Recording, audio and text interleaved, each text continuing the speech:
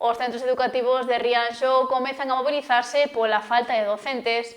O alcalde do municipio reclama que se reforce do xeito preciso o persoal de PT e AL para atender ás necesidades do alumnado.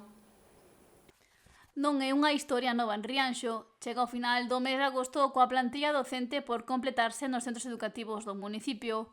Este luns, o alumnado, familias e profesores do Ana María Dieguez de Asados concentráronse para pedir máis persoal para cubrir as necesidades dos estudantes. O alcalde da localidade, Julián Bustelo, lamenta que un ano máis este a dar esta situación e que non se atendan as demandas por parte da Consellería de Educación. Tristemente a situación non é a que levamos vivendo nos últimos anos, non? Cada novo curso que comeza sin o persoal suficiente nos colexios, cando menos para atender as circunstancias particulares que se dan nos nosos tres colexios e que teñen que ver fundamentalmente pois con a atención precisamente daquel alumnado que máis o necesita, non? Que é pois aquel alumnado con algún tipo de discapacidade, con algún tipo de necesidade especial que precisamente pois por iso necesita maior apoio, maior reforzo e que debería o sistema educativo volcarse máis con eles, non? Ao contrario, o que vemos é que as ratios en determinados momentos se incumpren.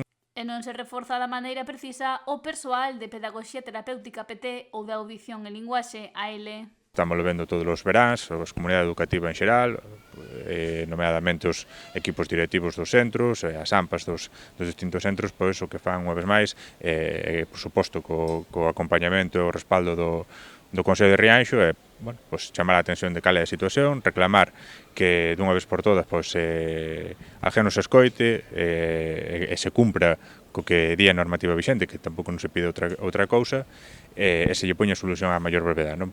A estas reclamacións que teñen que ver co número de docentes súmase tamén o mantemento das instalacións educativas. En particular, en dous deles, os dous máis antigos, reclamacións que teñen que ver ca propia infraestructura do centro, non? Con obras que son necesarias, obras que tamén teñen que ver con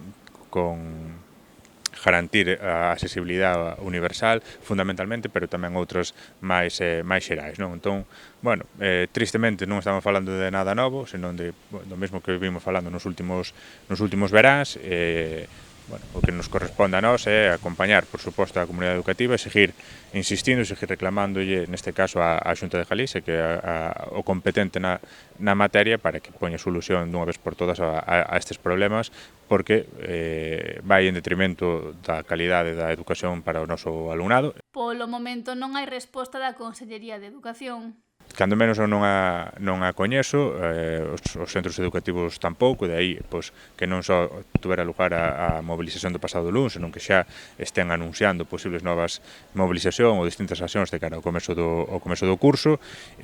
Nós, en determinado momento ao largo do verán, intentamos, ademais, que o propio conselleiro dende a Consellería nos deran a oportunidade de trasladar personalmente estes problemas e tamén, por suposto, como facemos sempre, poñernos á disposición deles para tamén no que poidéramos colaborar para solventar as dificultades que aí estábamos. A previa ao inicio do curso escolar agárdase movida en Rianxo, xa que a comunidade educativa local segue a reclamar que se atendan as súas necesidades para poder garantir o acceso a unha educación de calidade a todo o alumnado.